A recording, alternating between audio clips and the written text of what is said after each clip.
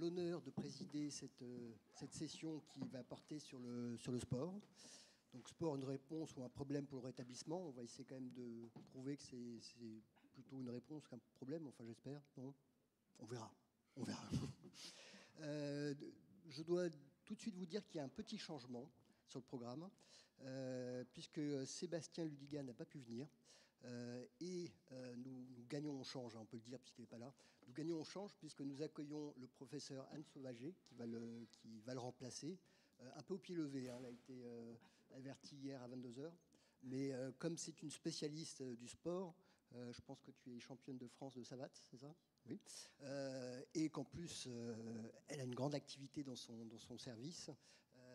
Elle a accepté donc, de faire cette présentation au pied levé, dont on a changé un petit peu le titre. La communication s'intitule « Activité physique adaptée en santé, quand et comment la prescrire ». Voilà, donc nous avons 1h15. Docteur Donzé, Cécile, je vous propose de commencer tout de suite par votre présentation. Moi, je vais présenter le docteur Donzé, qui est MCUPH. Elle est chef de service d'un service de médecine physique et de réadaptation qui est au groupe hospitalier de l'Institut catholique de Lille, la Cato, comme on dit, oui.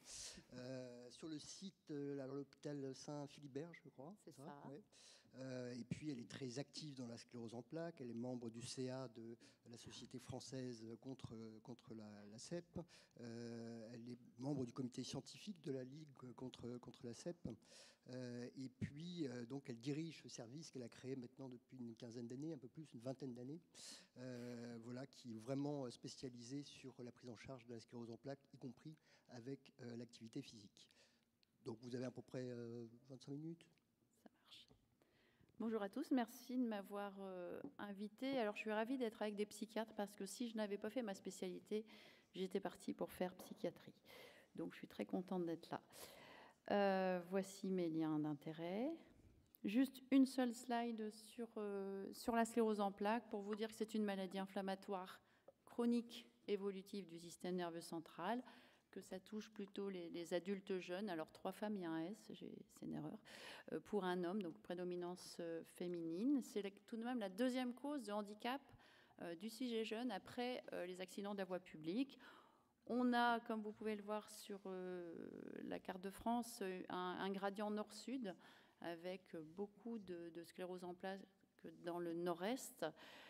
Plus de 100 000 personnes sont atteintes de cette maladie en France, avec des critères diagnostiques qui sont très spécifiques et maintenant bien connus, une place aussi à l'IRM, des formes qui vont être rémittantes, c'est-à-dire qui vont évoluer avec des poussées, des symptômes qui vont survenir et qui vont régresser plus ou moins, ou bien des formes plutôt progressives, ou parfois même l'association des deux. Les symptômes sont extrêmement variés, hein, évidemment les troubles locomoteurs, mais aussi sensitifs, visuels, la fatigue, l'anxiété, la dépression. On a une liste d'au moins une trentaine de symptômes possibles puisqu'on atteint le système nerveux central. Tout ça va arriver à une perte d'autonomie et une altération de la qualité de vie. Alors pour commencer, cette diapositive elle est ancienne, mais bon, Nadal est toujours le premier, et donc je l'ai laissé. Et effectivement, je voulais juste définir avec vous ce que c'est que l'activité physique, le sport, l'activité physique adaptée. Je pense que ce sera développé après dans la troisième communication. L'activité physique, c'est tous les mouvements du corps qui vont entraîner une dépense d'énergie. Alors bien sûr, à l'intérieur de l'activité physique, il y a le sport, mais il y a aussi le shopping. Alors, je fais exprès de mettre le shopping parce que c'est les soldes. Mais dès qu'on bouge, dès qu'on va bouger, on dépense de l'énergie et on fait de l'activité physique. Alors, souvent, par abus de langage, on dit « je fais du sport quand on marche ». Mais sauf qu'en fait, le sport, c'est vraiment régi par des règles. Vous avez, vous mettez un but, il y a un point, etc. Vous avez hors-jeu, vous avez plein de choses. Donc ça, c'est le sport. Et l'activité physique adaptée, c'est la science de l'évaluation de la capacité physique et de l'intervention de l'activité physique auprès de personnes avec des incapacités. Et puis, vous avez aussi le concept d'activité physique adaptée et santé, où là, on va utiliser les effets positifs de l'activité physique et sportive sur la santé, en adaptant les modalités de pratique, le contexte et les règles. Alors, je ne vais pas vous poser la question, mais je le fais souvent aux neurologues.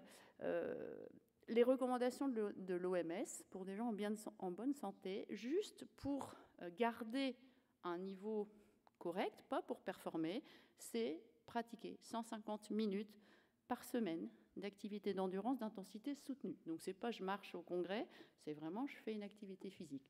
Et donc souvent, quand je pose la question, on a 2-3 doigts qui se lèvent, et c'est vrai qu'on n'est pas tous déjà à ces 150 minutes.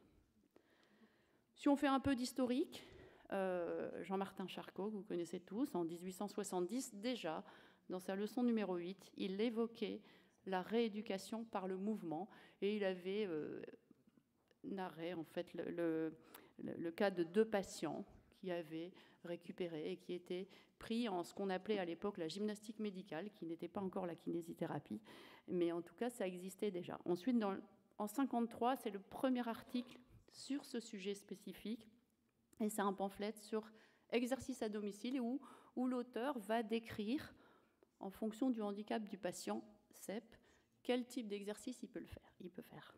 Dans les années 80, on commence à voir des articles sur l'exercice physique à visée thérapeutique, et en 96, un auteur fait le premier essai contrôlé randomisé qui montre que l'activité physique, alors c'était plutôt un programme de rééducation, mais avec de l'activité physique, était efficace pour les patients atteints de sclérose en plaques sans danger. Parce qu'on a tous entendu longtemps, attention, quand on a une sclérose en plaques, il ne faut pas bouger, il ne faut pas faire grand-chose.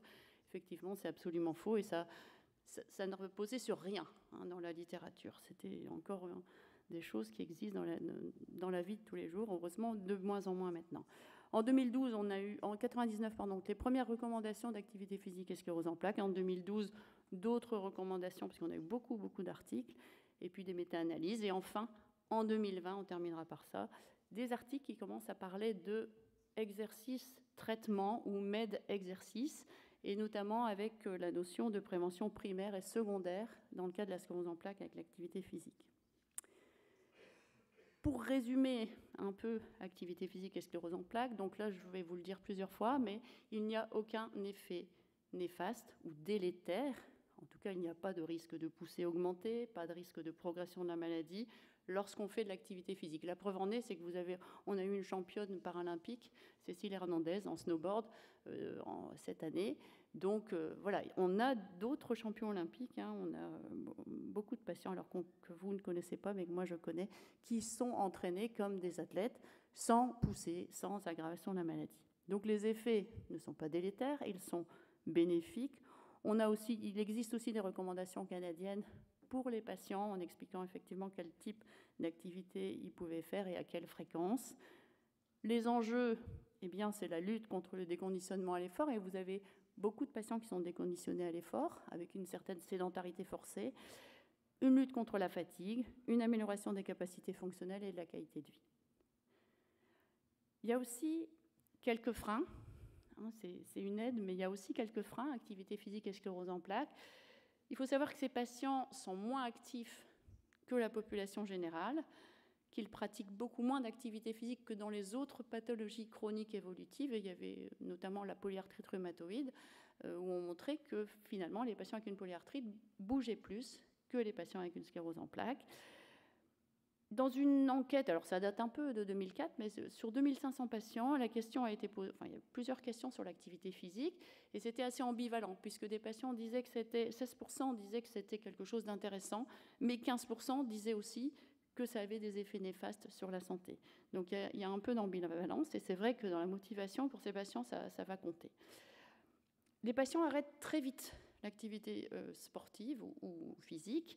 Et nous, on avait dans notre population posé la question aux patients. Il y avait 70% des patients qui étaient actifs, qui pratiquaient une activité sportive avant le diagnostic, qui, au moment du diagnostic, il y avait 40% des patients qui arrêtaient toute activité physique dès le diagnostic. Donc ça aussi, il y a maintenant aussi le rôle de leur expliquer que ce n'est pas dangereux.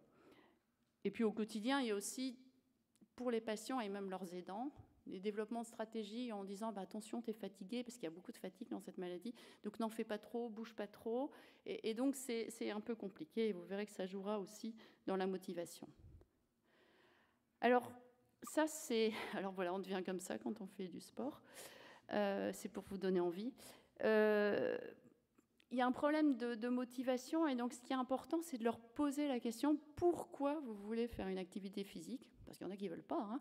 Et donc, on leur a posé la question, on leur a demandé parmi tout ça, de classer par ordre de priorité pourquoi les patients voulaient faire du sport. Donc la première, c'est augmenter la force. On peut comprendre, hein, ces patients ont souvent des déficits moteurs, donc ils se disent on va faire de l'activité physique pour augmenter la force. Mais la deuxième, c'est le meilleur contrôle du poids. On a une population qui est très féminine, et c'est vrai que dans l'inconscient collectif, on va dire ça comme ça, quand on fait du sport, je vais entretenir mon corps, je vais rester bien. Et donc, c'est important à prendre en compte parce que c'est une motivation comme une autre. Et la troisième, c'est l'augmentation de la souplesse. C'est vrai que c'est aussi des patients qui ont des contractures, des spasticités, des problèmes de cet ordre-là. Alors, si on reprend un peu la littérature, l'efficacité du réentraînement à l'effort, hein, le réentraînement à l'effort, c'est lorsque vous courez sur un tapis, lorsque vous courez, lorsque vous faites du rameur, du cyclo-ergomètre à bras. On est sur du cardiovasculaire, sur du cardio-respiratoire. C'est possible, c'est pas dangereux. Ça a été beaucoup évalué sur des patients qui ont alors le niveau de DSS. Le DSS, c'est un score de handicap. En gros, les patients ont été évalués jusqu'à ce qu'ils marchent avec une seule canne. On n'est pas allé au-delà dans les études sur le niveau du handicap, même si on peut tout à fait entraîner quelqu'un qui a un handicap plus important au fauteuil, par exemple.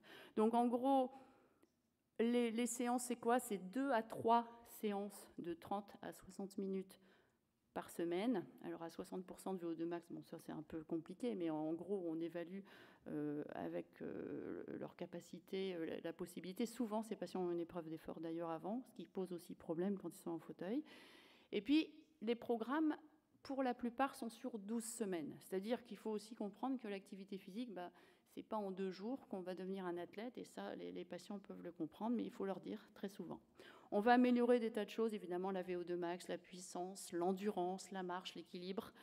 On peut avoir un effet sur la fatigue, mais pas tellement sur une fatigue très sévère. Et puis, bon, il faut d'abord évaluer d'où vient cette fatigue, parce qu'elle est souvent multifactorielle.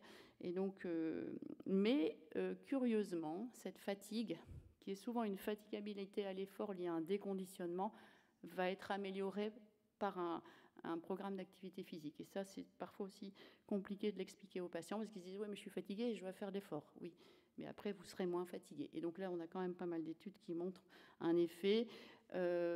Également sur la cognition aussi, je ne vais pas m'étendre, mais effectivement, sur la vitesse de traitement de l'information, il y a quelques articles qui montrent que l'activité physique et le réentraînement à l'effort a un effet. Le renforcement musculaire, alors là, c'est différent. On va travailler un muscle ou un groupe musculaire, c'est typiquement la musculation. En gros, c'est 2 à 3 séances par semaine avec des répétitions de 10 à 12 répétitions du mouvement maximum et des programmes qui s'étalent de 8 à 20 semaines. Donc on peut améliorer la force. Ça peut paraître bizarre, hein, effectivement, il y a un déficit de motricité volontaire, mais il y a toujours une part périphérique à ce déficit de motricité, et on peut récupérer sur cette part périphérique, sur cette part purement musculaire, de la force et bien évidemment de la mobilité, de l'équilibre et une amélioration aussi dans les activités de vie quotidienne. L'idéal étant d'associer les deux. Et quand on associe les deux, effectivement, on va améliorer d'autres choses, la vitesse de marche, parce qu'on aura travaillé sur l'endurance, le périmètre de marche, l'équilibre statique et dynamique aussi de ces patients. Alors surtout, là, on est sur des EDSS, sur des niveaux de handicap assez faibles, 3.5, 5.5. C'est des patients qui n'ont pas encore de canne, qui ont des difficultés, mais pas encore de canne, pour juste illustrer. Si je vais un peu plus loin, j'ai fait aussi la littérature sur sport en tant que sport et sclérose en plaques. Et donc, il y a peu de sports, vous verrez. Hein, il y a le yoga est beaucoup utilisé par les patients atteints de sclérose en plaques. Hein. Vous voyez, 31% avaient pratiqué dans l'année et 80% le jugeaient efficace. C'est une étude anglo-saxonne. Et aux États-Unis, c'était 23% des patients atteints de sclérose en plaques qui le pratiquaient régulièrement. La littérature est assez pauvre et c'est difficile de conclure. Effectivement, vous voyez, 7 essais contrôlés randomisés. C'est toujours compliqué de faire des essais contrôlés randomisés. Vous pensez bien qu'on ne peut pas trop faire de placebo, donc il faut trouver une autre... Enfin voilà, c'est pas simple de faire C'est plus facile avec des médicaments. Donc cet essai, 670 patients, en moyenne c'était des programmes sur 10 semaines, 2 à 3 fois par semaine, alors des séances de 60 à 90 minutes. À chaque fois, c'était un effet à la fin du programme d'activité physique, enfin de yoga. Il n'y avait rien sur le long terme, donc on n'a pas trop d'idées sur combien de temps ça peut durer. Les effets étaient sur la fatigue et l'humeur, mais avec des biais extrêmement importants. Donc difficile de conclure, néanmoins, j'encourage aussi mes patients à faire du yoga. Le tai chi, bon, là aussi, c'est assez intéressant parce que ce sont des postures, ce sont des mouvements lents. Vous voyez, c'est encore plus faible, 2 essais contrôlés qui montrent une amélioration de l'équilibre et de la coordination. C'est assez logique, mais là, c'était des études chez des patientes, enfin que chez des patientes, et avec un niveau de handicap très très faible en tout début de maladie. Alors c'est plutôt encourageant, mais c'est difficilement généralisable. Le Pilate, là aussi, c'est très à la mode, on en entend beaucoup. Pareil, très peu d'études contrôlées, mais néanmoins, il y avait quand même une seule étude qui était faite, c'est une étude pilote chez des patients qui étaient en fauteuil, donc pour montrer que c'est faisable, le yoga et le tai chi est tout à fait faisable en fauteuil. On a déjà proposé des séances à certains patients et ça peut être quand même très très intéressant. Il faut pas. Alors là, j'essaye de vous parler d'évidence base médecine, mais il n'y a pas que ça. Il y a aussi l'expérience base médecine. L'aquagym. Alors voilà, ça c'est le truc. Quand on a mal au dos, quand on a une pathologie, il faut aller à la piscine. Mais bon, si vous n'aimez pas aller à la piscine, il y a d'autres choses. Ce que je veux dire, c'est que le sport, c'est pas. Mais en tout cas, c'est quelque chose qui a été évalué. C'est de l'aquagym, donc c'est de l'exercice en piscine. C'est pas de la balnéothérapie. C'est pas du tout la même chose. Donc c'est très utilisé dans les programmes de réentraînement à l'effort, de renforcement musculaire. On a un effet bénéfique de l'immersion, puisque dans l'eau, lorsque vous avez de l'eau ici, vous pesez même pas 40% du poids du corps. Il y a un effet relaxant et il y a un effet thermodynamique, puisque vous allez travailler contre la résistance de l'eau. Peu de choses, 4 essais contrôlés randomisés, un sur les douleurs. Alors c'était des patients qui avaient des douleurs rachidiennes associées à une sclérose en plaques. Et effectivement, on avait une amélioration.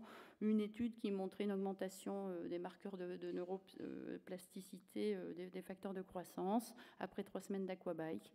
On améliore la fatigue, on améliore la qualité de vie. Ça peut être utilisé, moi j'ai tendance à dire, et notamment pour la balnéothérapie, qu'on n'est pas des poissons. Donc c'est un outil de réentraînement à l'effort, mais ce n'est pas un outil de rééducation, en tout cas proprement dit. Et là encore, c'était des patients avec des niveaux de handicap très faibles. Voilà le meilleur sport du monde, l'équitation adaptée. Alors, c'est pas neuf non plus, tout ça, puisqu'il y a eu une thèse de médecine du docteur Chassaigne en 1870 aussi, qui montrait l'intérêt de la rééducation par le cheval de patients atteints de pathologies neurologiques. En 1973, il y a un livre en fait, qui a été écrit sur rééducation par le cheval, et la Fédération française d'équithérapie, elle a été créée en 1986. Alors je vais faire la différence entre les deux. L'équithérapie, alors je pense qu'en psychiatrie, vous connaissez ça mieux que moi, c'est vraiment l'utilisation de l'animal comme médiateur. On est sur de la médiation animale, on ne va pas forcément monter sur le cheval, mais en tout cas, c'est le lien qu'on va créer à l'animal pour faciliter ces thérapies psychocorporelles. Alors, c'est à part, mais quand vous faites du cheval, vous êtes forcément en médiation animale, et même quand vous l'utilisez en hypothérapie. Alors, l'hypothérapie, c'est autre chose, c'est utiliser le mouvement du cheval pour rééduquer l'équilibre, la posture et peut-être la marche. Quand vous êtes à cheval, je ne sais pas s'il y a des cavaliers, mais le pas du cheval, quand vous êtes dessus, reproduit la marche humaine avec la dissociation des ceintures. Il faut savoir que quand vous êtes au pas, quand le cheval marche à 4 temps, vous recevez entre 90 et 110 impulsions par minute dans les 3 directions. C'est-à-dire que dans ce mouvement-là, dans ce mouvement-là, dans ce mouvement-là. Et donc à chaque fois, en permanence, vous êtes en train de vous rééquilibrer, parce que sinon vous tombez. Et donc ces impulsions vont entraîner des stimulations musculaires des membres inférieurs, des membres supérieurs, du tronc, des centres de régulation de l'équilibre. Et d'ailleurs, c'est recommandé chez les enfants IMC. Hein, on a des enfants IMC qui sont incapables de tenir assis sur une chaise, mais quand on les met sur le cheval, tout de suite, on a ce redressement du tronc, et c'est vraiment quelque chose d'intéressant. Alors, dans la CEP, il y a eu des études pilotes, il y a eu un essai contrôlé, alors sur des petites séries, 27 patients, qui bien sûr marchaient. Et donc, c'était hypothérapie versus kinésithérapie. C'était 2 fois 20 minutes par semaine, donc un groupe qui faisait le cheval et un groupe qui faisait la kiné. Alors, il y a la petite photo qui est là en haut. Hein, donc, c'est vraiment, on est sur un cheval, il n'y a pas de selle, c'est juste un tapis pour que ce soit confortable, pour que vous recevez vraiment toutes les impulsions, et on fait que du pas. Alors là, c'est ce qu'on appelle les longues graines, c'est-à-dire que la personne qui est derrière, elle guide le cheval, et il y a quelqu'un à côté qui demande aux personnes de se redresser. Et donc, dans cette étude, on montrait que les tests de l'équilibre et de la marche étaient meilleurs après hypothérapie que masso-kinésithérapie. Alors, méthodologiquement, c'est pas non plus parfait, mais en tout cas, c'est quand même très intéressant. Et nous, tous les ans, on fait une journée équicep qu'on appelle, où on apprend, où on met les patients à cheval, et on peut mettre des patients tétraparétiques sur un cheval. Simplement, on adapte la selle, on a un espèce de lève-malade, on va dire, pour mettre le cavalier sur le cheval, et je peux vous dire qu'ils sont très heureux. Il y a d'autres choses qui ont été faites dans le sport, le kickboxing. Alors là, vous pensez bien qu'il faut avoir un niveau de handicap très faible, l'escalade, et aussi la danse. Ça se développe beaucoup, la salsa, et puis la danse classique, qui va aussi permettre aux patients d'améliorer la marche et l'équilibre. Un petit mot sur les programmes connectés, parce que ça, c'est la grande mode, l'innovation, ça pullule, les applications pour faire du sport. Il y a beaucoup de sites, il y a beaucoup d'applications dans la population générale qui ne sont pas toujours adaptées aux patients. Les montres connectées, alors je pense que la montre connectée peut être un bon moyen de se rendre compte de l'activité qu'on a de façon quotidienne. Donc c'est vrai que les patients, il faut acheter un truc pas cher, il y en a des très peu chers, et vous avez une idée du nombre de pas. Et c'est vrai que ça peut leur donner un objectif, ça peut les aider à avancer et à réaliser leur activité physique.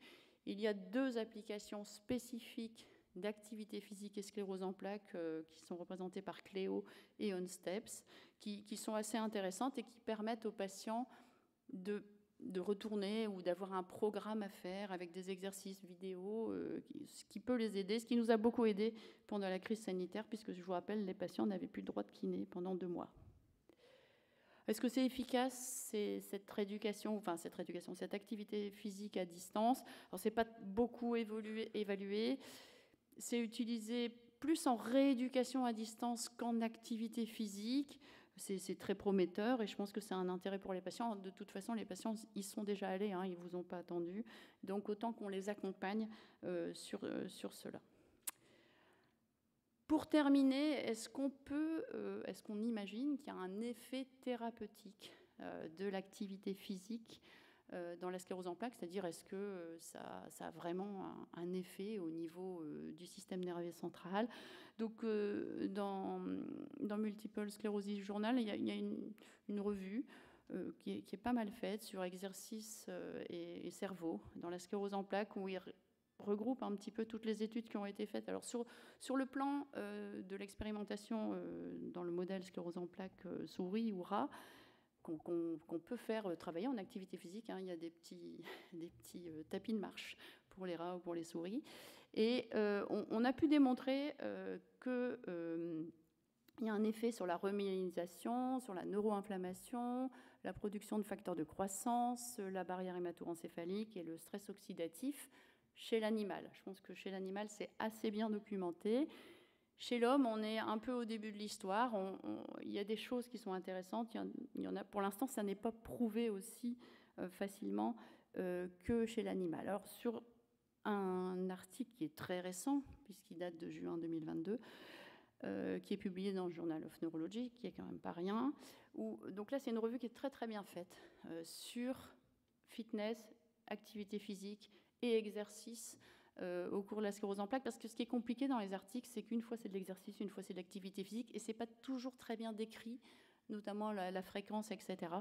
Et en tout cas, ce qui ressort de cette très belle revue, c'est que l'activité physique peut avoir un effet sur ce qu'on appelle le MFSC. Alors c'est un score composite avec un score cognitif, un score de dextérité et un score de marche dans la sclérose en plaques, qui est un peu moins connu que le DSS, mais qui a quand même une valeur. Donc c'est vrai qu'un programme d'activité physique, on va dire d'au moins 10 à 12 semaines de façon régulière, peut avoir un effet et peut diminuer l'incapacité qui est mesurée par cette échelle. En revanche, ça n'est pas démontré sur le DSS. En même temps, le DSS évalue pas très bien, c'est pas très clair, c'est pas très fin, on va dire, le DSS. Pas non plus d'effet sur la charge lésionnelle au niveau de l'IRM. Hein. Quand on regarde un peu les lésions, on n'en a pas forcément moins. Pas non plus d'effet démontré sur l'atrophie. Néanmoins, il y aurait quand même un effet tout à fait possible sur les poussées. Donc, il semble qu'il existe quelque chose. Je pense que les études aujourd'hui ne sont pas encore suffisantes pour le démontrer aussi bien que chez l'animal. Mais en tout cas, dans cet article, ils parlent quand même d'exercices thérapeutiques, hein, de mets d'exercice hein, dans ces deux articles, c'est ce qu'ils disent. Et que finalement, c'est aussi quelque chose qu'on explique aux patients pour leur donner la motivation, parce que la motivation, ce n'est pas toujours simple. Alors pour conclure, l'activité physique au sens large a des effets sur l'équilibre, la mobilité, la fatigue, les douleurs, la qualité de vie, le bien-être. On a un effet qui est évident sur la part de déconditionnement et de déficit musculaire d'origine périphérique, hein, avec le renforcement musculaire. On va pouvoir lutter contre tous les autres effets néfastes de cette sédentarité forcée, hein, c'est-à-dire qu'on va aussi avoir un effet, par exemple, sur la constipation. Si vous ne bougez pas, que vous êtes assis toute la journée, vous vous constipez, la constipation va aggraver d'autres signes neurologiques. Donc, on peut avoir un effet là-dessus. Un effet sur la progression de la maladie, ben, vous voyez, on est au début, mais on a quand même de bons espoirs. Pas d'effet délétère dans aucune de toutes les études dont je vous ai parlé. Il y a eu des effets secondaires, il y a eu des poussées, il y a eu des choses comme ça. Alors bien sûr, si, vous pouvez vous blesser, comme tout le monde, mais ça, c'est pas spécifique à la sclérose en plaques. Je pense que l'activité physique adaptée, on en reparlera, mais c'est quelque chose d'indispensable et qu'il faut développer en parallèle de la massokinésithérapie, qui est un traitement par le mouvement, qui est autre chose. Et donc, dans notre service depuis 2004, on a des professeurs d'activité physique adaptée qui ne travaillent que sur la sclérose en plaques, en parallèle de la kinésithérapie. Et il n'y a pas du tout de concurrence. Alors, j'aime pas le mot coaching, mais je l'ai mis quand même. C'est nécessaire d'avoir quelqu'un, et je pense que le prof d'APA est le mieux placé, parce que lui, il va engueuler le patient qui n'a pas fait ses séances, parce que lui, il n'a pas de blouse, c'est pas un soignant, et c'est un éducateur. Et donc, il va avoir cette...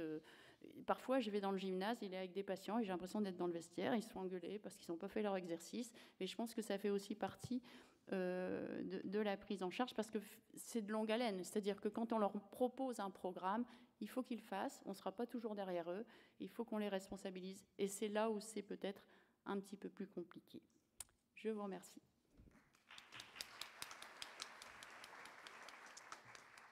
Merci beaucoup.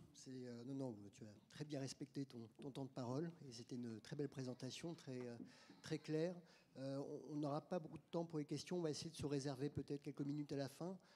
Juste rapidement pour savoir quel est ton staff dédié à ces activités physiques. Tu parlais d'éducateurs. Je ne sais pas si c'est des éducateurs, des professeurs d'activité physique. Enfin, il y a moi je suis dans j'ai un service de rééducation, donc j'ai la chance d'avoir beaucoup de monde autour de moi. Mais dédié à la sclérose en plaques, il y a un temps plein et demi d'APA que pour la sclérose en plaques. Alors, en général, les patients sont vus en bilan d'activité physique avec le médecin, avec tout ce qui... Enfin, voilà. Et puis, le prof d'APA va indiquer des exercices. Parfois, si c'est compliqué, ils vont venir pendant 3-4 séances avec l'APA dans le service pour se mettre en place. Et on travaille beaucoup après en visio, parce que les gens viennent d'un peu partout, c'est un peu loin. Et donc, comme on a développé pas mal ça pendant la crise sanitaire tout de suite, pour ne pas les abandonner, parce que c'était compliqué. Maintenant, on a des facilités de visio, et donc un mois après, on a une petite piqûre de rappel, ou si on voit que ça ne va pas, on les fait revenir. Donc j'ai un temps plein et demi d'APA, et après, évidemment, j'ai des kinésithérapeutes, des ergos, parce que parfois, on doit adapter le fauteuil pour faire du tennis, le fauteuil pour faire du basket. Enfin, on a aussi toute une équipe qui travaille. Bien sûr, je ne travaille pas toute seule. Merci beaucoup. Donc, je vous propose de retenir vos questions et on va essayer de se laisser peut-être quelques minutes à la fin pour après toutes les communications. Donc on accueille maintenant... Oui, ça vous va? Ouais. On accueille maintenant le docteur Laura Di Lodovico, qui est chef de clinique assistante à Sainte-Anne, dans l'unité des troubles du comportement alimentaire, dirigée par Philippe Gorwood. Donc elle a CMME, la clinique des maladies mentales de l'encéphale, GHU Paris. Donc Laura, tu es chef de clinique spécialisée dans les troubles du comportement alimentaire, plus particulièrement l'anorexie mentale, hein, tant sur ton activité clinique que de recherche. Et justement, tu te penches beaucoup sur ces facteurs de développement et de maintien de l'activité physique anormale, hein, dans l'anorexie mentale, et comment y remédier dans la prise en charge des patientes.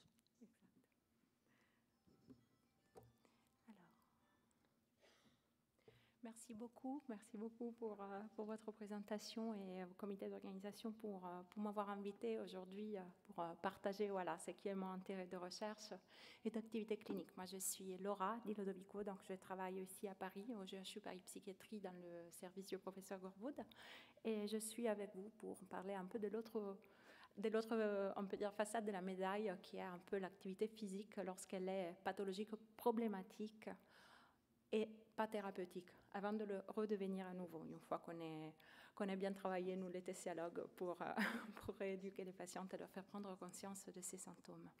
Donc voilà, la première question, effectivement, ma présentation s'intitule « L'activité physique dans les TCA, how much is too much ?» Donc selon ce qui n'est qu'un des aspects pathologiques de la maladie, qui est la quantité que les patients en font. Alors, on va partir avec un petit rappel sur le TCA. On sait que quand on parle de troubles du comportement alimentaire, on fait référence à 3 catégories majeures qui sont l'anorexie mentale, la boulimie et l'hyperphagie boulimique. On sait qu'on va vers un gradient qui est un gradient de symptômes et qui est suivi d'un gradient aussi d'activité physique. On pourrait modéliser la chose de cette manière. Chez les patientes avec anorexie mentale, on a donc une crainte envahissante de prendre du poids et des comportements de restriction alimentaire et d'autres comportements de contrôle du poids qui entraînent donc un amaigrissement et un poids qui est finalement inférieur à IMC 17,5 dans la plupart des cas, même s'il y a des cas d'anorexie atypique. Dans ces cas-là, l'activité physique est souvent très pratiquée. On parle de jusqu'à 80% des patients qui pratiquent de l'activité physique pathologique. Dans la boulimie, qui se caractérise toujours par des crises de boulimie, donc des ingestions massives d'aliments qui sont contrebalancées par des stratégies de contrôle du poids qui sont les conduites de purge, donc vomissement, laxatif, mais aussi de l'activité physique. Donc on est dans une compensation qui est aussi poursuivie par l'activité physique et pas que, avec des pourcentages très variables. Et in fine, l'hyperphagie boulimique, le binge eating disorder, où c'est cette absence de conduite compensatoire en présence de crise de boulimie qui détermine le surpoids, voire l'obésité. Donc, quand on parle d'une pratique pathologique de l'activité physique, on fait plutôt référence aux formes de l'anorexie mentale et de la boulimie. Pourquoi on parle d'activité physique problématique ou pathologique? Parce que c'est une activité physique qui est inappropriée à l'état nutritionnel, qui a un caractère compulsif, obligé, et qui a un retentissement majeur sur le bien-être psychophysique. Même dans la boulimie, quand on n'a pas forcément une condition de sous-poids, faire de l'activité physique équivaut souvent à se mettre en danger, parce que souvent il s'agit de personnes qui ont des désordres hydroélectrolytiques qui l'exposent à un risque cardiovasculaire qui est très important. La prévalence est très variable, on parle de 30 à 80%, donc avec un intervalle de confiance qui est énorme. On reviendra plus tard pour comprendre pourquoi. La particularité de l'activité physique dans la TCA, mais même plus en général, lorsque la professeure Donzel disait justement que faire de l'activité physique selon l'OMS, c'est aussi faire le ménage. Mais dans l'anorexie mentale, ça prend encore d'autres formes, parce que l'hyperactivité physique peut aussi s'exprimer comme un refus de s'asseoir, de s'allonger. Faire des déplacements multiples est souvent inutile. Ne pas prendre les transports même pour de longues distances et préférer y aller à pied ou juste simplement rester sur place et ne pas arrêter de piétiner. Ce que les Anglais appellent fidgeting avec un terme très spécifique. Par ailleurs, on verra aussi que ce qui est problématique, c'est la fonction, le rôle que cette activité physique peut avoir dans la psychopathologie du trouble. Selon l'approche du DSM-5, l'activité physique elle est quand même contemplée dans la description de la maladie, tout en n'étant pas un critère diagnostique en soi. Donc, elle est mentionnée parmi les stratégies de contrôle du poids ou stratégies pour contraster la balance énergétique qui est rendue positive par des crises boulimiques dans les cas de la boulimie ou des anorexies avec conduite de purge et accès hyperphagique. Alors, au-delà de la nature pathologique de l'activité physique d'anorexie mentale, il y a aussi la question d'anorexie mentale et de la boulimie, il y a aussi la question de la problématique qui s'associe aux symptômes d'activité physique dans ce type de troubles. Autrement dit, ce n'est pas facile de parler d'activité physique, de faire de la recherche sur l'activité physique et de la soigner. Parce qu'il y a plusieurs entraves qui sont tout d'abord la variabilité de la nomenclature. Le fait que faire recherche sur l'activité physique, ça veut dire se mettre sur PubMed, être prêt à devoir introduire au moins 20-25 termes pour définir ce type d'activité physique. C'est un concept multidimensionnel. Donc on peut l'appeler compulsif, excessif, obligatoire, on peut parler d'addiction à l'exercice physique, pathologique, hyperactivité physique. Il y a plusieurs termes. Les Anglais, ils ont cherché de résoudre la question en se mettant tous autour d'une table avec une étude de Delphi et ils ont finalement décidé de l'appeler de manière assez homogène Compulsive Physical Exercise, mais ça n'enlève pas que dans le passé, de manière rétrospective, plusieurs termes ont été utilisés, quand ici en France, on a plutôt la tendance à privilégier le terme problématique. Donc, bien sûr, c'est cette variabilité de la nomenclature qui permet aussi de comprendre pourquoi la prévalence est si étendue, si peu spécifique. La deuxième question, c'est comment on va la diagnostiquer. On a parlé d'un concept qui est multidimensionnel, et comme le concept est multidimensionnel et complexe, il y a plusieurs manières de l'aborder pour avoir donc une représentation assez précise de son rôle et de son entité dans la psychopathologie. De manière, grosso modo, on a deux catégories de mesures qui sont les mesures déclaratives, auto- et hétéro-questionnaires, et les mesures objectives. Et on a deux éléments à mesurer, qui sont la qualité et la quantité de cet exercice physique. Quand on s'intéresse à la qualité, on s'intéresse au côté addictif, au côté compulsif de cette activité. Car en termes de quantité, pour avoir une estime assez correcte, il faut mesurer la durée, l'intensité et la fréquence. Lorsqu'on administre des autoquestionnaires aux patients, il faut faire attention au fait qu'il s'agit de patients qui sont souvent dans le déni de leurs troubles. Donc, on a des patients qui souvent sont soit dans la sous-estimation, soit dans la non-réalisation, qui est rester debout pour 2 heures, effectivement, c'est une forme d'hyperactivité physique, soit sur des patients qui ont peur authentiquement d'être méprisés, parce qu'elles savent, en tout cas, qu'avec un certain niveau de dystonie, que ce n'est pas normal d'être si émacié, d'entendre tout le monde dire « il faut que tu te reposes », de faire de l'activité physique néanmoins.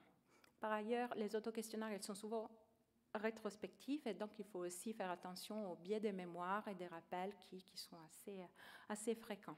En même temps, les utiliser, ça veut dire englober le patient, on peut dire lui demander de collaborer à la prise en charge, à la compréhension de ses symptômes. Donc c'est un outil qui peut fortifier l'alliance thérapeutique. Concernant les méthodes objectives, elles sont des méthodes pour lesquelles une alliance thérapeutique au préalable est nécessaire parce que tout simplement ils peuvent l'enlever. Et là, on aura quand même des données incomplètes. On peut dire que les deux outils de mesure les plus importants sont encore une fois les montres connectées. Et ce qu'on cherche à utiliser comme proxy, comme mesure indirecte, elles sont la fréquence cardiaque et sa variabilité dans les plages de fréquence cardiaque d'un côté et le nombre de pas de l'autre côté. Donc, autant dire, on n'a pas une mesure parfaite et on n'a pas une mesure qui nous permet vraiment de mesurer de manière précise, fiable, exhaustive, toute l'activité physique que ces patients vont effectuer. On peut en utiliser plusieurs en complément. On peut s'en servir aussi, encore une fois, pour la prise en charge et la compréhension. Et encore une fois, se souvenir, et parfois aussi, si on a l'occasion d'avoir les deux en même temps, renvoyer aux patients quel peut être le décalage entre ce qu'elles perçoivent et ce qu'on observe dans leur pratique d'activité physique. J'adore cet article qui résume un peu ce qui se passe chez nos patientes. Une fois, on avait proposé à une de nos patientes d'aller faire des courses pour chercher des aliments pour son atelier thérapeutique, et on lui a prêté la montre de l'aide-soignante pour qu'elle ne soit pas en retard. Et quand elle est revenue dans les services, on a vu qu'elle avait explosé le record d'activité physique de l'aide-soignante, effectivement, à force de multiplier les tours. Et ça a été l'occasion de revenir vers elle et de pouvoir en discuter. Alors, donc, on parlait du fait que l'activité physique, si d'un côté elle peut être excessive, elle peut être inappropriée, c'est vrai aussi que l'activité physique n'est pas que une stratégie de contrôle de poids pour ces patientes. Donc, elle est problématique, elle est pathologique parce qu'elle joue un rôle assez précis, voire complexe, dans la psychopathologie de nos patientes avec TCA. Elle peut se rapprocher d'une addiction, au point qu'on parle d'addiction à l'exercice physique primaire ou secondaire ou à un trouble du comportement alimentaire. On verra plus tard, d'un outil de régulation émotionnelle très puissant pour cette patiente. On parle de quelque chose qui peut acquérir un caractère compulsif, qui tôt ou tard acquérira un caractère compulsif, et on peut parler aussi d'activité physique au mouvement sous forme d'un TOC, donc qui rentre un peu dans les compulsions qu'on peut avoir dans un TOC, sachant à quel point la comorbidité psychiatrique est la règle, non pas l'exception, dans les TCA comme dans la plupart des pathologies psychiatriques. Donc la question c'est, encore une fois, je me rattache aussi à la présentation de la professeure Donzé. On peut voir combien elles en font, on peut voir comment, quelle forme ça prend, mais c'est important aussi de se demander pourquoi ces patientes font de l'activité physique. Pourquoi elles en font, ça veut dire aller toucher à des facteurs de maintien de ces symptômes qui peuvent jouer un rôle central pour ces patientes. Et donc, il faudra aborder, si on veut aussi avoir un projet de rémission et de réduction de cette activité physique, de réhabilitation de cette dernière. C'est Caroline Mayer qui, en 2013, nous a proposé un modèle on peut dire un modèle de cognitive behavior, donc cognitif et comportemental, de l'activité physique compulsive dans les troubles du comportement alimentaire. On voit clairement que la psychopathologie du trouble du comportement alimentaire n'est que le premier de plusieurs facteurs qui sont très intriqués. Effectivement, la pratique de l'activité alimentaire, de l'activité physique comme stratégie de contrôle du poids, elle est très fréquente, et notamment dans les formes d'anorexie mentale restrictive. Moi, je demande toujours à mes internes de spécifier quand il s'agit d'une anorexie mentale de type restrictif ou purgatif avec hyperactivité physique. C'est important de le dire, c'est important de le diagnostiquer dès le début. Elle est très corrélée avec le score d'insatisfaction corporelle et le niveau des restrictions alimentaires.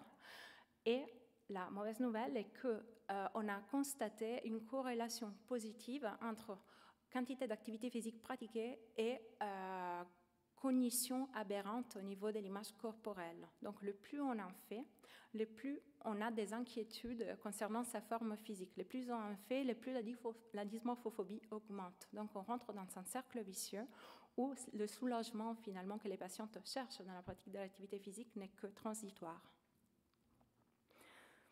Donc, on parlait également du fait que même en population générale, on trouve que perdre du poids rentre dans le but primaire de la pratique d'une activité physique. Et on voit qu'en population générale, c'est comme pour l'alcool. Il y aura quelqu'un qui goûte à l'alcool et qui tôt ou tard développera une addiction.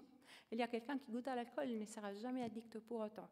Il y a quand même une vulnérabilité sous-jacente qui touche effectivement une sous-population de personnes qui se mettent à l'activité physique, et notamment ceux qui se mettent à l'activité physique pour perdre du poids, mais aussi ceux qui présentent certains traits de personnalité qui sont plutôt de l'ordre du neuroticisme, donc une certaine intolérance aux émotions, une certaine difficulté à les gérer, une certaine tendance à la dépressivité.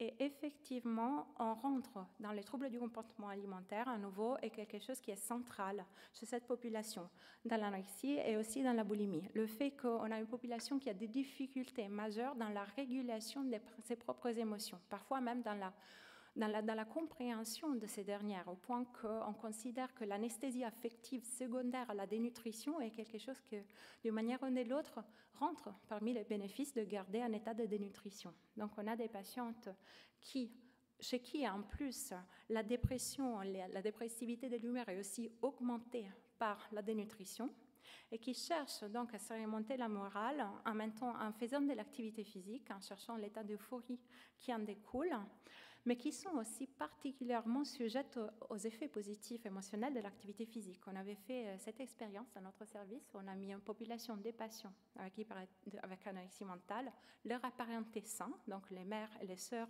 une population de contrôle, à faire du vélo avec une épreuve d'effort maximale. Et ce qu'on a vu est que chez les patientes et en moindre mesure chez leur apparenté, mais pas chez les contrôles, on avait une augmentation nette des émotions positives après l'effort. Donc c'est une population qui est à même de faire recours, encore plus que la population générale saine, à cette forme de régulation émotionnelle, l'activité physique effective. Sans compter que faire de l'activité, ça veut dire d'avoir une augmentation des endorphines qui circulent. Donc, il y a ce que Dave Coverley-Viel a appelé en 1800 « the runner's high ». Effectivement, ces états d'euphorie transitoire qui s'associent à l'activité physique et en particulier au sport d'endurance. On a vu que les sports d'endurance, ils sont les plus addictogènes.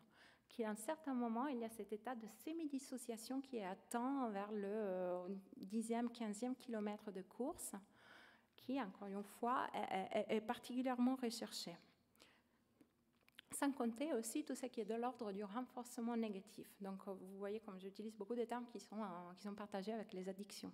Renforcement négatif, donc, poursuivre de l'activité physique pour éviter les conséquences désagréables de l'abstinence, qui serait la réapparition des émotions négatives. Est-ce qu'on parle de symptômes de sévrage psychologique ou tout simplement de la réapparition des émotions négatives qui étaient là de toute manière, une fois qu'on a enlevé la seule stratégie que ces patients avaient de les réguler? Et voilà, au même titre, on parle aussi de tolérance, parce que ce sont des patients qui augmentent le niveau d'activité physique, comme on verra après. Donc, est-ce qu'on parlait de vulnérabilité à cette activité physique, encore une fois, pour cette vulnérabilité même, on pourrait dire croisée entre trouble du comportement alimentaire et l'activité physique.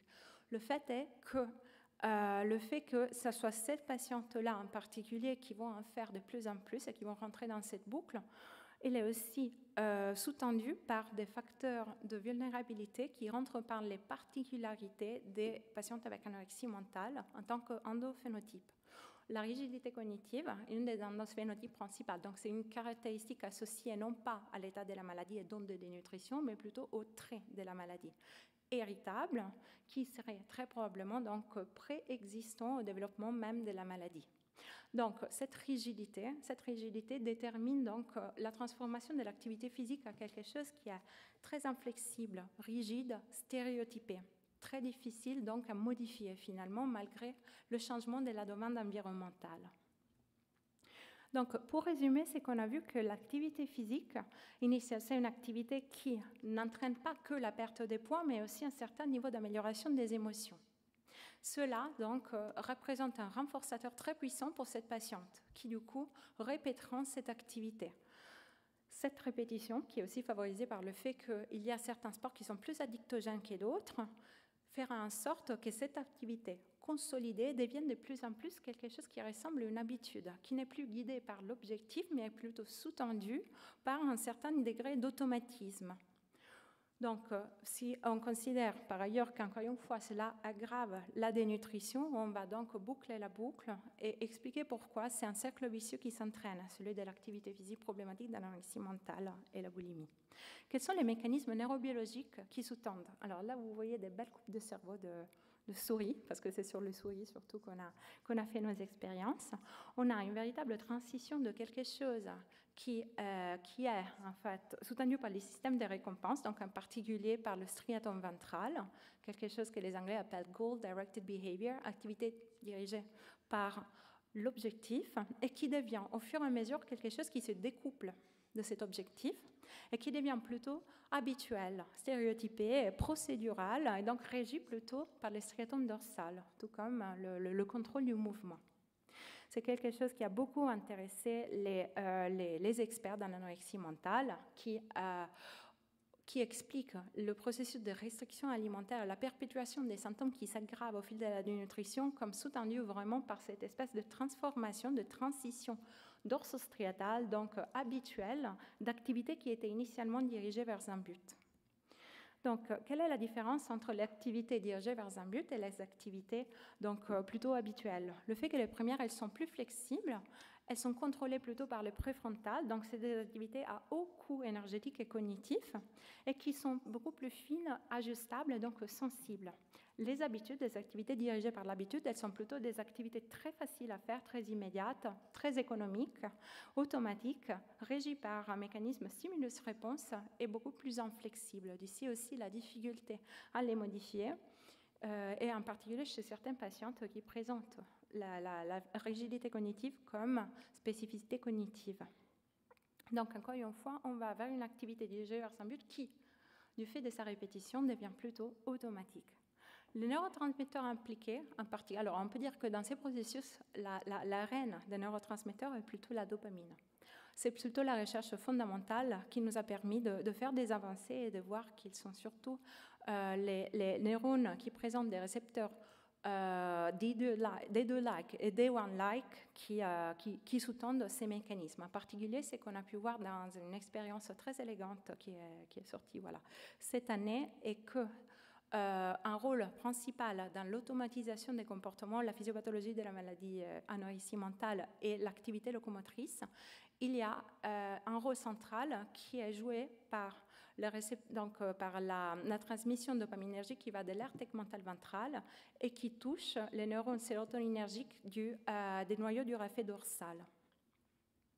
De même, effectivement, on n'est pas dans quelque chose d'univoque parce qu'il y a plusieurs modèles et plusieurs expériences.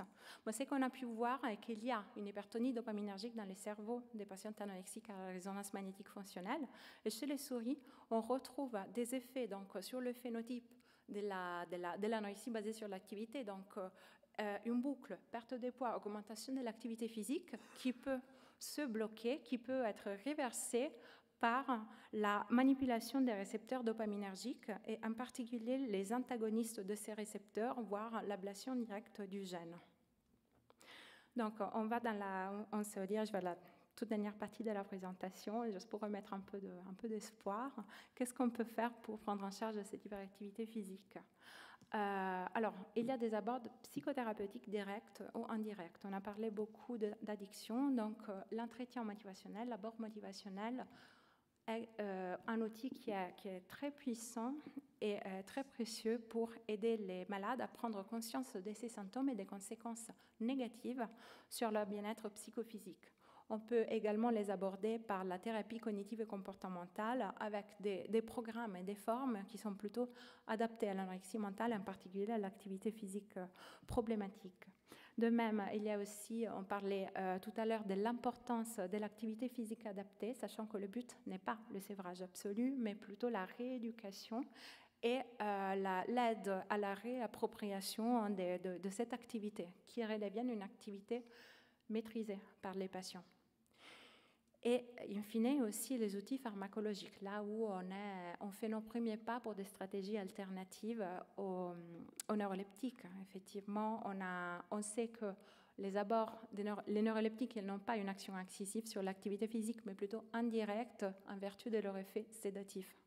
On n'a pas d'études qui nous permettent vraiment de conclure en faveur d'un effet des neuroleptiques. En revanche, on a les premières études, basées encore une fois sur l'expérimentation animale, de la possibilité d'aider, de diminuer donc, l'effet de récompense, donc le plaisir associé à l'activité physique, par de la leptine recombinante, sachant que la leptine elle est très peu présente dans les sangs des patients avec anorexie mentale en particulier. Donc, pour conclure, on est dans un vrai chantier, travaux en cours pour affiner de plus en plus la recherche, le diagnostic et la prise en charge thérapeutique de l'activité physique problématique.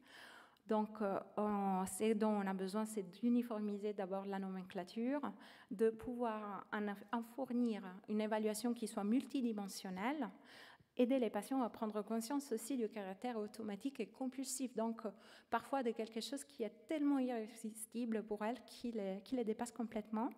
Et encore une fois, réfléchir ensemble sur les stratégies thérapeutiques et la rééducation aux symptômes qui puissent redevenir une activité agréable et maîtrisée par les patients. Je vous remercie pour votre attention. Merci beaucoup, Laura. C'était vraiment une présentation très complète. Alors, sous certains aspects, c'est un éclairage différent. On voit comment le bien-être du sport peut facilement basculer de l'autre côté et que ça peut être un vrai problème. Et c'est assez intéressant d'ailleurs de se dire que beaucoup de médecins classent les troubles du comportement alimentaire comme un trouble des comportements addictifs. Et on voit qu'il y aurait un phénotype aussi qui inclurait l'addiction au sport. Alors je vous propose d'enchaîner tout de suite avec la présentation du professeur Anne Sauvager. Donc je répète, Anne Sauvager a appris hier soir qu'elle faisait une présentation aujourd'hui. Donc merci beaucoup Anne d'avoir accepté cette mission. Anne Sauvager travaille au CHU de Nantes, Nantes Université. Elle dirige unité de neuromodulation dans les troubles psychiatriques. Et effectivement, elle a développé depuis plusieurs années tout un volet de son activité clinique et de recherche sur l'activité physique adaptée. À une vingtaine de minutes, ça ira. Merci beaucoup Eric, merci beaucoup à l'organisation pour leur confiance à la dernière minute. Donc je remercie aussi le docteur Thibaut Deschamps qui appartient à mon laboratoire motricité, interaction, performance, qui s'intéresse à tous ces aspects. Alors évidemment dans le monde du sport, puisqu'il appartient au laboratoire, à la faculté du STAPS, mais aussi dans d'autres aspects, en particulier de la santé. Donc pour compléter les deux précédentes présentations, là on va s'orienter sur des choses un petit peu plus pratiques pour ressortir de ce sympo avec des idées un petit peu claires, parce que finalement on nous demande de prescrire du sport entre guillemets sur ordonnance, mais on n'a pas forcément appris ça dans nos études de médecine, et c'est important d'avoir les idées claires pour nous, mais aussi pour les patients dont on a la charge. Donc depuis mars 2017, il est possible de se faire prescrire une activité sportive adaptée, activité physique adaptée sur ordonnance. Ça s'applique pour des patients qui souffrent d'une affection de longue durée et qui doivent normalement suivre un parcours de soins bien précis. La sécurité sociale, aujourd'hui, ne rembourse pas les activités sportives physiques prescrites par un médecin. Par contre, certaines mutuelles ou certaines organisations territoriales peuvent proposer une prise en charge pour avoir quand même une égalité. Tous nos patients n'ont pas une égalité financière. Alors, on peut le pratiquer dans différentes organisations, organismes. Depuis 2 ou 3 ans maintenant, le gouvernement supporte de façon très dynamique le développement de maisons sport-santé. Donc je vous invite à vous reporter sur les sites officiels pour savoir dans votre région, dans votre ville, quelles sont les maisons sport-santé pour lesquelles vous pouvez adresser vos patients.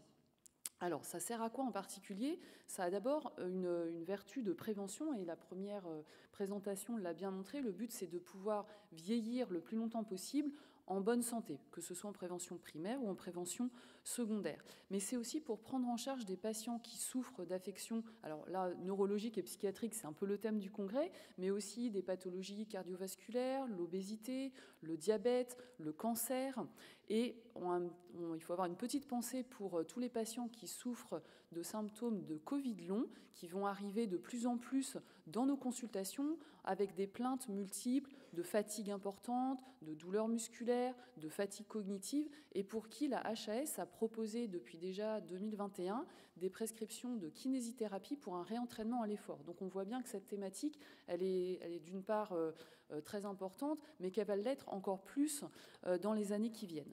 Et donc, ces maisons sont aptes à recevoir des patients que vous pouvez adresser. Ils ont aussi la possibilité d'aller dans des associations sportives, on va dire de quartier ou de mairie, pour lesquelles, des fois, il y a un développement de sections sport handicap ou sport adapté. Mais les premiers retours d'expérience qui reviennent de ces maisons sport santé sont que les patients finalement préfèrent quand même avoir affaire à des enseignants en activité physique adaptée en santé plutôt que d'être dans des associations où il y a des sportifs de tout niveau et de tous origines. Ils apprécient particulièrement la personnalisation et le suivi par des personnes qui sont formées, des professionnels qui sont formés à l'accompagnement en milieu de santé. Alors là, vous pouvez prendre une photo si vous voulez. C'est 2 ressources qui sont très pratiques de la HAS et du dossier de presse du gouvernement sur la maison sport santé pour approfondir un petit peu plus. Alors plutôt que le terme de sport qui des fois peut faire peur à nos patients, il y en a qui vont préférer faire de la musique, et ben vaut mieux pratiquer du piano plutôt que de se forcer à faire un sport parce que mon médecin me l'a conseillé ou j'ai lu partout qu'il fallait en faire. La musique peut développer aussi d'autres facultés cérébrales. Il vaudra mieux préférer le terme d'activité physique adaptée en santé et juste de dire à son patient que c'est bien qu'il y marche 3 fois une demi-heure par semaine sur un mode un petit peu actif quand même, eh bien ça peut lui faire moins peur plutôt que de lui dire que tout à coup il faut qu'il aille faire du sport, surtout s'il n'a pas du tout été habitué à en faire depuis le début. Alors qui est habilité aujourd'hui à proposer de l'activité physique adaptée en santé? C'est un métier qui existe déjà depuis assez longtemps mais qui devient un peu plus moderne sur le devant de la scène puisque depuis 2017 nous pouvons le prescrire. Donc c'est un vrai métier qui est très encadré par des études universitaires et qui se réalisent en milieu du STAPS. Donc, si vous êtes amené à embaucher ou à avoir des stagiaires ou à fréquenter des enseignants en APA, eh bien, ces personnes-là seront au moins titulaires d'une licence STAPS mention APAS. Donc à Nantes, on vient d'ouvrir très récemment cette mention. Elle existe depuis plus d'une vingtaine d'années sur Montpellier. Il y a d'autres aussi facultés qui sont bien en avance sur nous. Et donc, vous voyez, dans le rôle qu'ils ont, ils vont développer des interventions pour des personnes qui ne peuvent pas pratiquer une activité physique ou sportive dans des conditions ordinaires, donc une association de quartier par exemple, et qui possèdent des besoins spécifiques en santé. Ça va aussi permettre une participation sociale ou d'inclusion, soit du fait d'une maladie, d'une limitation fonctionnelle, d'une déficience, d'une vulnérabilité, d'une situation de handicap, d'exclusion, d'une inactivité ou d'une sédentarité. Donc ça couvre largement tous les patients dont on a la charge en neurologie, en psychiatrie, mais aussi dans l'ensemble de la santé, ce qui fait de ce métier vraiment un acteur primordial dans la chaîne de soins. Alors, il est habilité à concevoir des programmes ou des projets, c'est-à-dire nous, on va prescrire sur ordonnance, on va utiliser dans nos services ces services, et lui, il va être formé à concevoir un programme personnalisé. Donc, s'il s'agit bien, là, on parle de médecine personnalisée souvent, si là, il y a vraiment quelque chose de personnalisé, eh bien, il aura été formé pour ça, et sa licence 3 lui permet, dans le respect de la déontologie, évidemment, de son métier. Alors là, c'est un petit détail de toutes ces missions. Donc, il faut optimiser évidemment la santé physique et mentale, concevoir, animer des interventions. Alors, il n'y a pas besoin d'avoir des stades entiers avec du matériel qui coûte très cher. Ils sont normalement formés à se débrouiller avec un élastique, une chaise, du matériel. Il n'y a pas besoin non plus de salles ou d'espaces extraordinaires. Il faut pouvoir se débrouiller dehors, qu'il pleuve ou qu'il vente. Et pouvoir accompagner vraiment au cœur des besoins du patient. Donc, il doit avoir une licence 3, mais il peut aussi faire un Master 1 et un Master 2. Et dans ce cadre-là, donc je vais passer assez vite, il va pouvoir faire des stages. Et donc ça, c'est une invitation à vous rapprocher, où que vous soyez, de l'université STAPS, qui est la plus proche de chez vous, pour essayer d'avoir dans vos services ou dans vos unités des étudiants qui seront encadrés évidemment et qui auront pour mission peut-être de développer des activités thérapeutiques que vous aimeriez développer mais que vous ne savez pas forcément comment faire parce que dans votre équipe vous n'avez peut-être pas, et heureusement c'est le cas de nos collègues de MPR qui sont beaucoup plus formés à cette dynamique-là. Pour nous c'est un petit peu un nouveau métier aussi qu'il faut apprendre à fréquenter aussi et qu'il faut apprendre à mieux connaître pour pouvoir leur faire confiance, pour confier nos patients dont on a la charge. Donc je passe assez rapidement sur ces objectifs dont on a vu que ça leur permettait alors, de déboucher sur, après, une embauche, pourquoi pas, à long terme, sachant que les ARS en général, en tout cas c'est le cas dans les Pays de la Loire, sont très porteuses d'aide au financement par les établissements de pouvoir embaucher de tels étudiants, notamment en alternance. Et ils peuvent avoir tout type d'emploi accessible. Donc on parlait de coach par exemple tout à l'heure, mais ils peuvent aussi être cadres en activité physique et en santé de la fonction publique territoriale. Ils peuvent être directeurs de maison ou de pôle sport-santé. Ils peuvent être consultants. Donc vous voyez, c'est un métier qui peut mener aussi à des fonctions managériales ou de véritables conceptions de programmes à l'échelle territoriale. Alors, leur formation obéit évidemment à des fiches métiers très réglementées, donc c'est vraiment pas n'importe quoi. Et dans leur cursus de formation, ils vont avoir des compétences professionnelles dans leur cœur de métier, donc en activité physique adaptée, mais ils vont aussi avoir des compétences transversales, notamment en santé, en société, en anglais scientifique, ça c'est important. Ils peuvent aussi s'inscrire dans des programmes de recherche que vous avez envie de développer et pour lesquels il vous faudra un professionnel formé. Et ils sont aussi formés en psychologie, en sociologie de la santé, en coordination motrice. Donc ce sont quand même des professionnels qui ont suffisamment de compétences variées pour... Non, je voulais juste te dire, en fait, il y a une pause après. Il ne faut surtout pas que tu écorches ta présentation. Non, la pause, très important. L'activité physique, oui, la pause, pas de problème. C'est une très belle présentation, Anne. Mais voilà, on peut dépasser de 5 minutes. Voilà, on va faire tout bien comme il faut.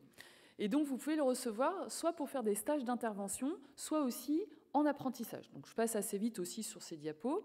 Donc, en résumé, rapprochez-vous de vos universités STAPS pour pouvoir embaucher, soit en apprentissage, soit carrément pour votre service, des licences APAS qui sont diplômées pour ça. Donc la cible, et ça c'est un message très important, on pense toujours aux patients, mais leur mission peut s'adresser aussi aux aidants, aux proches qui sont souvent épuisés, fatigués, déprimés.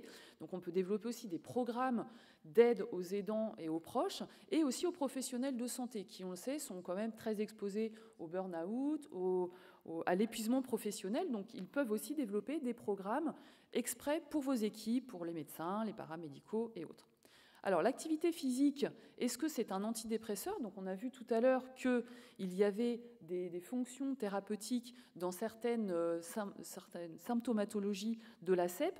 Aujourd'hui, on sait que l'activité physique moindre est liée à un risque plus important de dépression. Donc il y a une littérature qui est quand même assez riche dans le domaine. Et que, à l'inverse, quand on fait une activité physique régulière, eh bien, c'est un facteur de protection. Donc on va retenir ça, c'est une donnée robuste et il faut s'en souvenir. Et enfin, on va passer tout de suite aux interventions. Eh bien, à quoi ça sert de proposer de l'activité physique pour les patients qui souffrent de troubles psychiatriques au sens large? Alors là, j'ai pris la dépression parce que c'est quand même la pathologie la plus fréquente aujourd'hui dans le monde. Eh bien, il y a des premiers travaux qui dataient de 1905 dans l'American Journal of Sport, et par contre, ça s'est développé plutôt dans les années 70. Donc, vous voyez, cet intérêt, il est quand même pas tout à fait récent. Et on sait aujourd'hui que la pratique de l'activité physique adaptée a un niveau de preuve intéressant pour les dépressions d'intensité légère. Alors, on va aller tout de suite sur cette diapositive en comparaison avec des traitements standards, psychothérapie, luminothérapie, antidépresseurs, des traitements contrôle, voire aucun traitement des patients qui sont sur liste d'attente. Et donc, ce qu'il faut retenir aujourd'hui, c'est que pour l'intensité d'une dépression qui est légère à modérée, il faut pouvoir prescrire de l'activité physique adaptée avant tout traitement médicamenteux, évidemment, tant qu'il n'y a pas d'indication. Dès qu'il y aura une indication d'un traitement médicamenteux, on a le droit aussi d'avoir un médicament plus de l'activité physique adaptée, avec ce petit bémol qu'aujourd'hui, ce n'est pas encore remboursé de façon permanente par la sécurité sociale. Par contre, évidemment, dans la dépression sévère, et on ne va pas compter sur ce traitement pour avoir une efficacité en entière, mais ça veut dire aussi qu'il faut quand même pouvoir le proposer en traitement adjuvant, des traitements psychothérapiques, médicamenteux, et ne pas se dire que parce qu'un patient est au fond de son lit ou n'a pas l'envie, n'a pas la motivation, il ne faut pas lui proposer ça d'emblée, parce que ça sera déjà une bonne habitude pour après pouvoir le pratiquer en facteur prédictif des rechutes, en tout cas préventif des rechutes. Donc, activité physique adaptée, il y a des preuves robustes aujourd'hui, à la fois en prévention, primaire, secondaire, mais aussi en thérapeutique.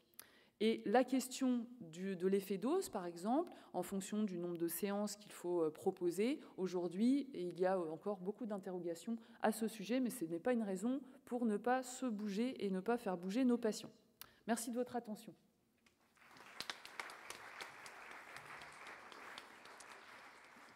Merci Anne, c'est fantastique. Bravo. Je vous propose une deuxième salle d'applaudissements pour le professeur Sauvager.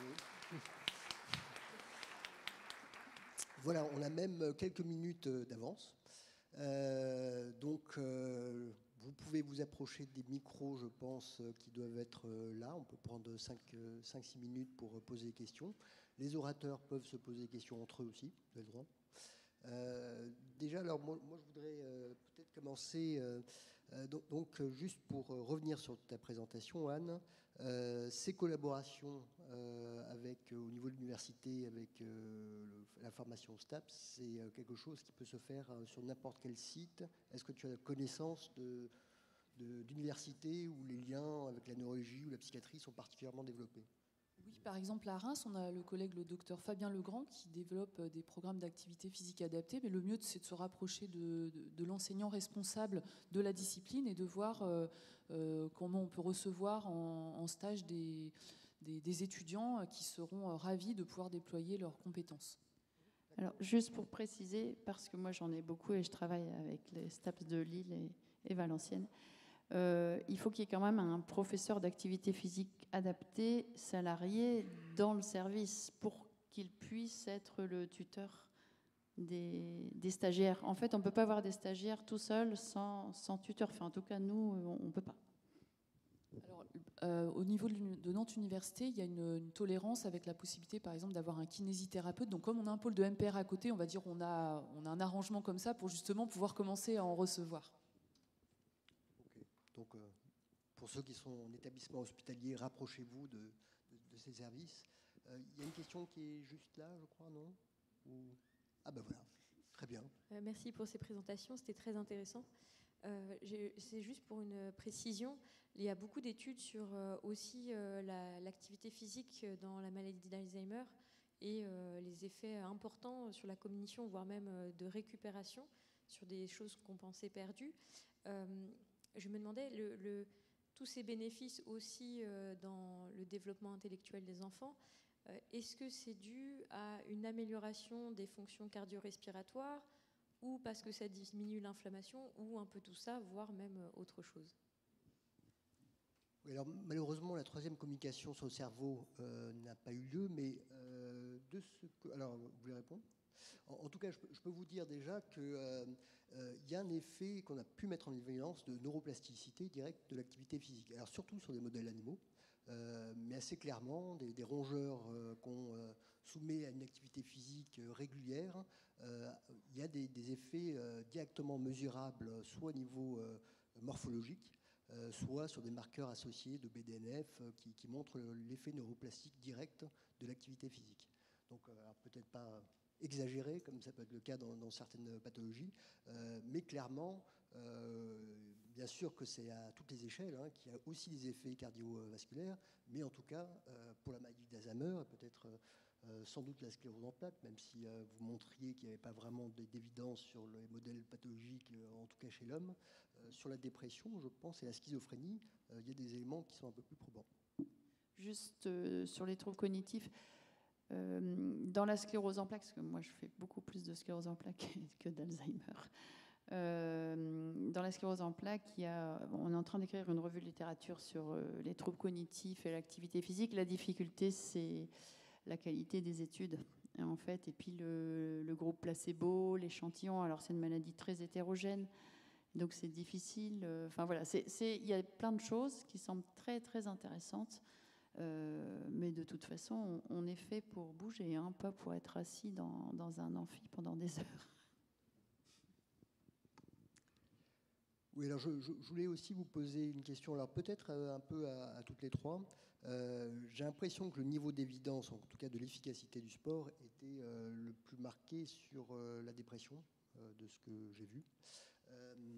Mais vous l'aviez quand même abordé toutes les deux. Alors, Laura directement, parce qu'à un moment tu parlais dans les troubles de conduite alimentaire que ça pouvait être même un mécanisme de compensation contre des affects négatifs et que les patients s'engageaient dedans, dans l'activité physique, pour lutter contre ces sensations et ces émotions négatives. Donc déjà, est-ce que c'est quelque chose qu'on observe? C'est-à-dire qu'il peut y avoir des dépressions, on va dire, réactionnelles suite à la restriction de l'activité physique chez les anorexiques mentales. Et puis pour la sclérose en plaques, alors on sait qu'il y a une forte comorbidité de dépression dans beaucoup de pathologies chroniques, et particulièrement des pathologies chroniques inflammatoires. Est-ce que c'est quelque chose que vous mesurez, vous, sur l'activité physique? Est-ce que vous faites passer à ces patients qui ont des scléroses en plaques des échelles de dépression, d'outils de dépistage de dépression avant et après?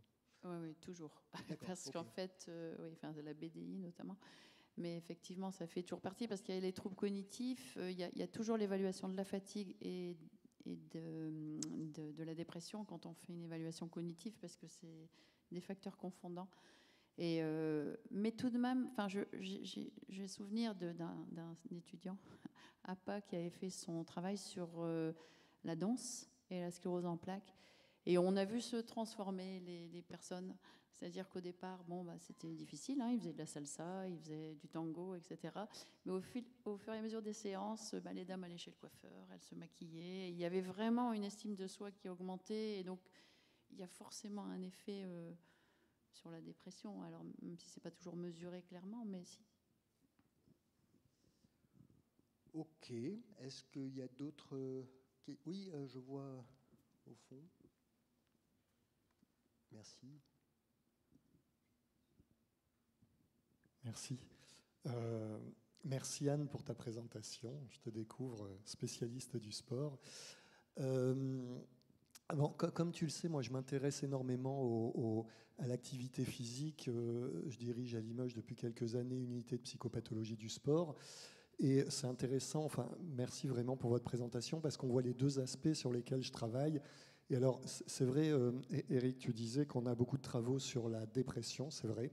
On a même des études où on a près d'1 million de patients évalués. C'est des études américaines très très récentes qui ont 2 ou 3 ans, même pas. Et on a pas mal de travaux aussi sur les troubles anxieux, qui sont avec des très bons résultats, à la fois, mais comme pour la dépression, c'est-à-dire sur la tristesse, on améliore la tristesse et on améliore le niveau d'anxiété, mais on améliore aussi les troubles anxieux et les troubles dépressifs. Et pour aller du côté des troubles du comportement alimentaire, on avait fait il y a, je ne vais pas dire de bêtises, peut-être 4 ou 5 ans, une étude sur les sportifs de haut niveau. Et on avait pris, c'était les sportifs de haut niveau de la Nouvelle-Aquitaine, donc on avait à peu près 550 sportifs de haut niveau, et on leur avait fait passer des questionnaires pour aller rechercher des troubles du comportement alimentaire, justement. Et nos résultats, on pensait en avoir beaucoup, et puis finalement, on n'en avait pas plus que dans la population générale. Sauf que si on creusait un petit peu plus, on s'apercevait que entre 1 tiers et 50% de ces sportifs de haut niveau ou ayant accès au haut niveau, c'est-à-dire qui sont dans des pôles espoirs, avaient des préoccupations très fortes par rapport à leur alimentation et des troubles des conduites alimentaires et des espèces de formes subsyndromiques de troubles du comportement alimentaire.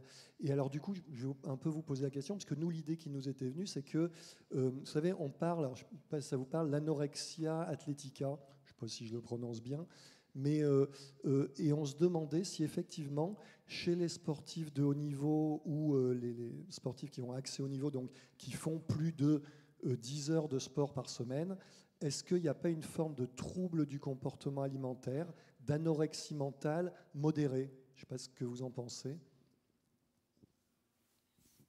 Merci beaucoup. C'est une question qui est hyper intéressante, effectivement, les problématiques, les troubles du comportement alimentaire chez les sportifs de haut niveau. C'est un champ, là aussi, qui est assez exploré, mais qui devrait l'être davantage. Est-ce qu'il y a des formes sous-syndromiques de troubles du comportement alimentaire chez les sportifs à haut niveau? Je pense que l'enjeu est vraiment dans le dépistage, parce que c'est une possibilité qui est tout à fait concrète.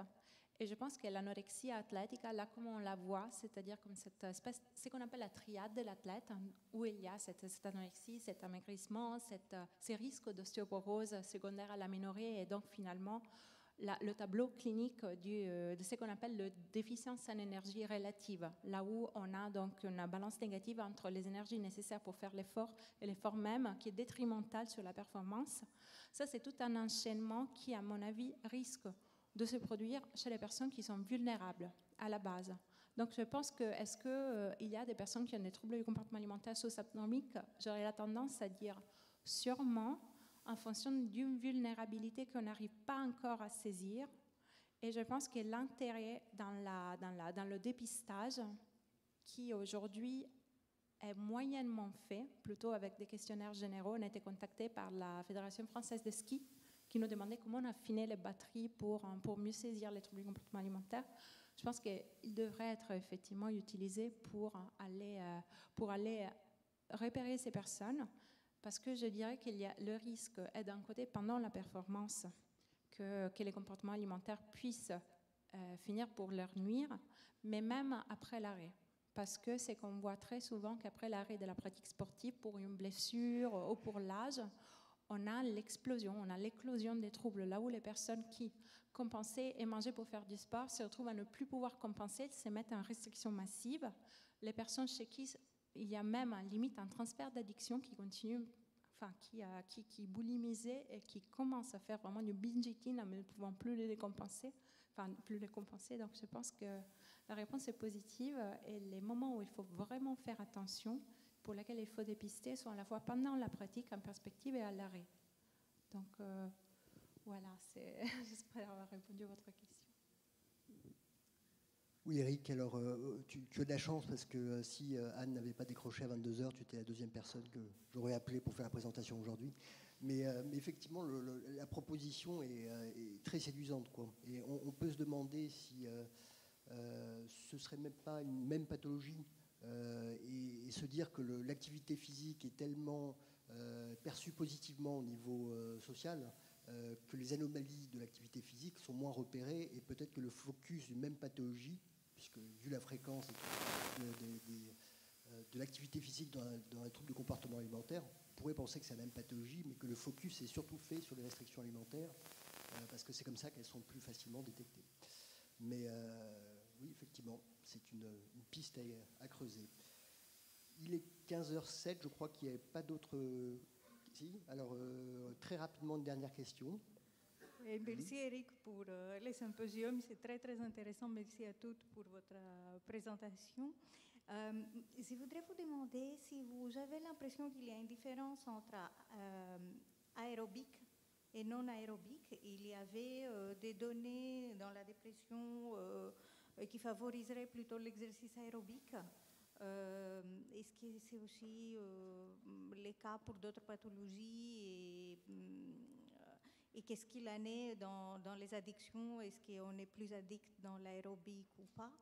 Et la deuxième question, c'est est-ce que l'heure à laquelle on pratique les séances a une importance? L'heure en soi et puis la constance de l'heure au fil des séances. Merci beaucoup. Alors, la première question, pourquoi sont les sports d'endurance, les sports aérobiques, qui sont ceux qui sont plus à même qui sont les plus addictifs, entre guillemets? On pense effectivement que la durée de la pratique et les sensations attentes par la pratique, qui sont souvent des sensations très fortes, qui sont des sensations soit de semi-dissociation psychologique à un certain moment, soit en tout cas effectivement de tester ses propres limites, peuvent favoriser, peuvent contribuer à ce potentiel addictif qui est plus important. Avec ça aussi le sentiment d'efficacité personnelle, sachant qu'on peut s'améliorer sur une pratique de aérobique beaucoup plus que, par exemple, sur tout ce qui est la rapidité ou la force. Il y a une marge d'amélioration qui est très importante et très satisfaisante aussi. Et encore une fois, je pense que le relargage d'encéphaline, d'endorphine, qui est particulièrement important pour les disciplines aérobiques. La deuxième question, donc l'heure de pratique du sport. On n'a pas de données concernant l'heure de pratique du sport. Ce qu'on voit chez les patientes est que la pratique est très fréquente le matin à jeun. Il y a beaucoup en plus de mythes sur tout ce qui est la pratique de l'activité sportive à jeun, donc les médias ne nous aident pas pour ce type de pratique, ou bien le soir, tard, même très tard. Et oui, c'est plutôt les extrêmes de la journée qu'on constate par notre expérience, notre recul, comme les moments privilégiés. Mais on n'a pas encore de données de la littérature, ça serait très intéressant par ailleurs.